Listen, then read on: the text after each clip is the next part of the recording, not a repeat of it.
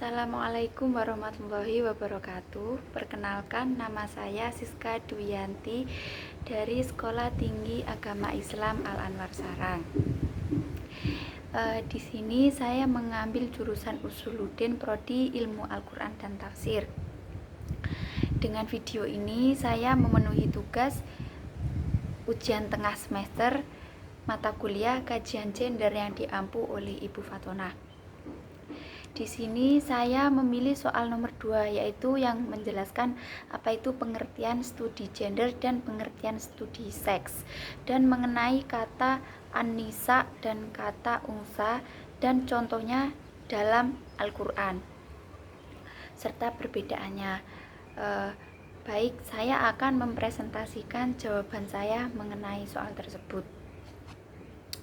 Sebelum masuk ke studi gender dan studi seks, pertama saya akan menjelaskan apa itu gender dan apa itu seks. Pertama yaitu gender. Gender sendiri merupakan kata yang sebenarnya tidak terdapat dalam bahasa Indonesia. Kata gender itu merupakan serapan dari bahasa Inggris yang diindonesiakan menjadi gender. Dan sejak tahun 1950 sudah banyak literatur yang membahas mengenai term gender. Sedangkan di Indonesia, kajian tentang gender diawali dengan maraknya kajian perempuan dan telah diperbincangkan kurang lebih 20 tahun terakhir.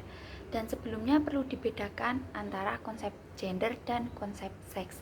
Istilah seks itu merujuk kepada jenis kelamin, yaitu yang merupakan pembagian dua jenis kelamin manusia yang dibedakan berdasarkan biologisnya yang melekat pada jenis kelamin tertentu. Misalkan seorang laki-laki berarti dia memiliki penis, memiliki kolom menjing dan memproduksi sperma. Sedangkan untuk perempuan berarti dia memproduksi sel-sel telur, mempunyai alat reproduksi dan mempunyai vagina. Sedangkan seks itu sudah merupakan kodrat, yang artinya alat tersebut tidak bisa ditukarkan sepanjang kehidupan manusia. Jadi sudah melekat kalau seks itu. Sedangkan gender sendiri memiliki arti yaitu suatu sifat yang melekat pada kaum laki-laki atau perempuan yang dikonstruksikan secara sosial maupun kultural. Dan contohnya seperti kalau perempuan itu bersifat lemah lembut, emosional, keibuan, dan tidak kuat. Lalu sedangkan laki-laki yaitu sebagai seorang yang perkasa, orang yang jantan. Dalam ahli antropolog, sosiolog, dan psikolog mendefinisikan bahwa gender itu diterjemahkan secara sosial dan kultural, bukan secara biologi. Baik, langsung saja masuk ke pengertian studi gender dan studi seks. Studi gender yaitu lebih menekankan kepada aspek maskulinitas atau feminitas. Jadi suatu sifat sikap yang melekat dalam diri seseorang tadi. Contoh seorang laki-laki atau seorang perempuan.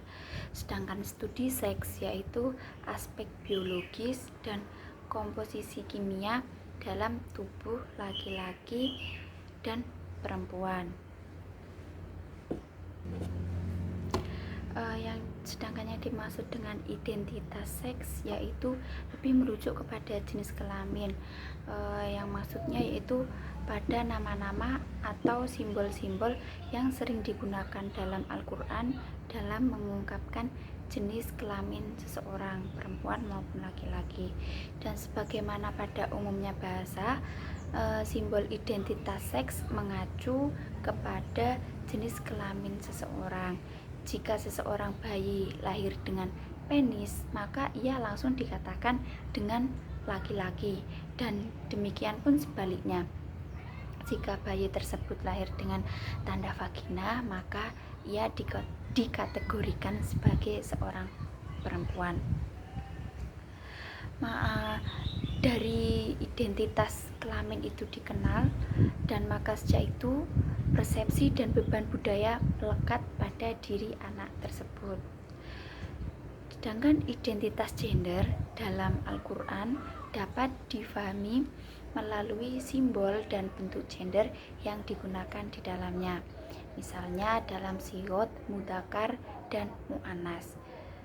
Seperti itu.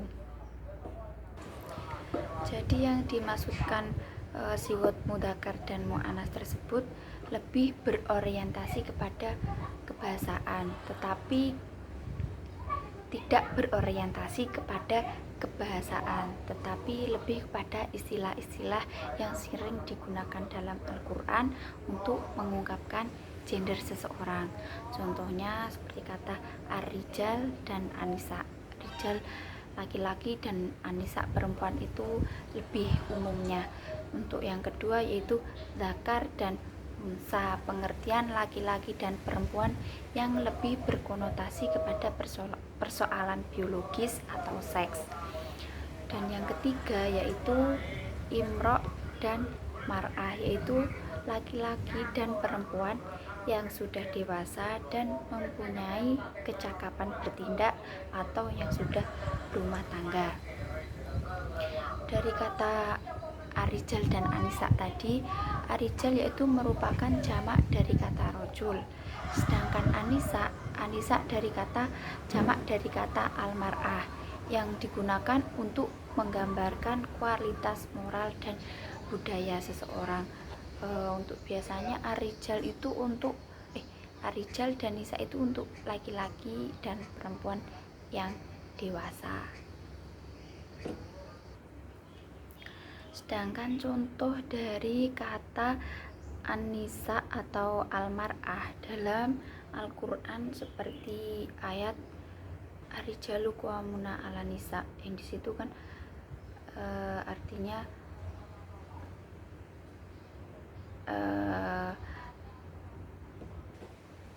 jadi intinya kata an-nisa mar'ah itu untuk dan arijal itu untuk perempuan dan laki-laki yang sudah dewasa.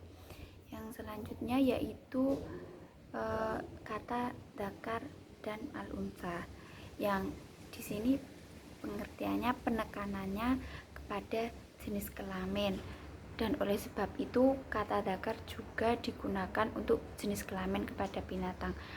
Adapun kata al-unsa yaitu berasal dari kata ins yang berarti lemas, lembut, dan halus. Contohnya yaitu dalam surat An-Nisa ayat 124, itu untuk contoh dari kata unsa. Sekian presentasi dari saya. Apabila banyak kurangnya, saya mohon maaf kepada Ibu Fatonah. Sekian, wassalamualaikum warahmatullahi wabarakatuh.